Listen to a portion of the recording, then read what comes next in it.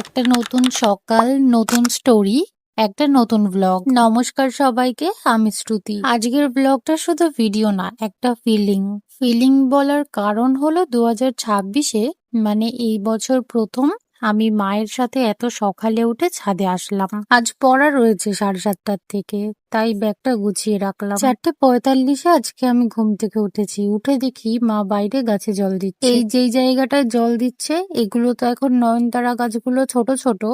কয়দিন আগে এইখানে সাপ ঢুকেছিল। অনেক বড় বড় ছিল গাছগুলো তখন। রাস্তা দিয়ে যেহেতু লোক যাতায়াত করে, তো অত বড় বড় নয়নতারা গাছ আছে, কিছু দেখা যাচ্ছে না, কিছু ঢুকে থাকলেও বোঝা যায় না। তো সেদিন সাপ ঢুকে থাকায় সব গাছ মা ফেলে দিয়েছে। নয়নতারার যে চারাগুলো বেরিয়েছিল ছাদের বড় গাছগুলোর পাশে, তো সেগুলোই আবার পুঁতেছে, যাতে কিছু ঢুকে থাকলে দেখা যায়। তারপরে 6টা নাগাদ গেছিলাম ছাদে। মা পাপোশ ধুয়েছিল আজকে, সেগুলোই মেলে দিল। আর যে একটা ডাল তুলছে দেখছো না, ওই গাছটায় না পোকা ধরে গেছিল। গাছটা মোটামুটি বড়ই ছিল, গাছটা ছিল গোলাপ গাছ। তো পোকা ধরে যাওয়ার ডালগুলো তো অনেক কেটে দেয়া হয়েছিল, গোড়া থেকেই কেটে দেয়া হয়েছিল।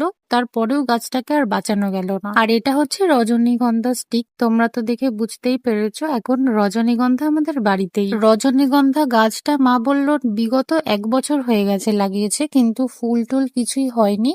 2-3 দিন আগের থেকে দেখছে কড়ি বেরিয়েছে। পরশু যে ব্লগটা করেছিলাম সেই ব্লগে দেখেছিলে না, কড়ি বেরিয়েছে প্রচুর জবা ফুলের। আর আজকে দেখো কত জবা ফুল ফুটেছে। এখানে মা তুলছে নীলকণ্ঠ ফুল। নীলকণ্ঠ গাছ মোট 3খানা আছে। ভিডিওতে সিংহাসনে তোমরা যত ফুল দেখো না, সব ফুলগুলোই আমাদের বাড়ির গাছ থেকেই তোলা হয়। আমার মায়ের সকালবেলায় পুজো দিতে দিতে 40 মিনিট তো কম করে লাগেই। রোজ এই ঝুড়িটাই ফুল তোলে, এটা ফুল তোলার ঝুড়ি ঠাকুরের। তোমরা দেখতেই পেলে জবা ফুলে পুরো ভরে যায়। নিচে কিন্তু আরো একটা বড় গাছ আছে, যেটা লম্বা হয়ে ছাদ অব্দি পৌঁছে গেছে।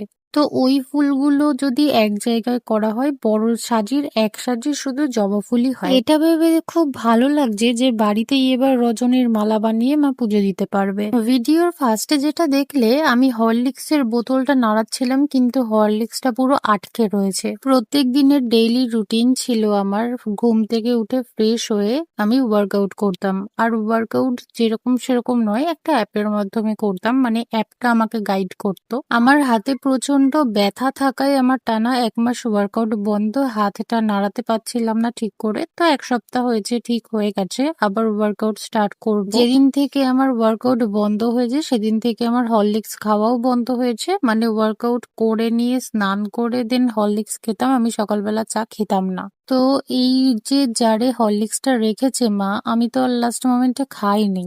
তো সেই জন্য হরলিক্সটা পুরোপুরি ভাবে জমে গেছে, আমি ওটাই গরম জল ঢেলে রেখেছিলাম।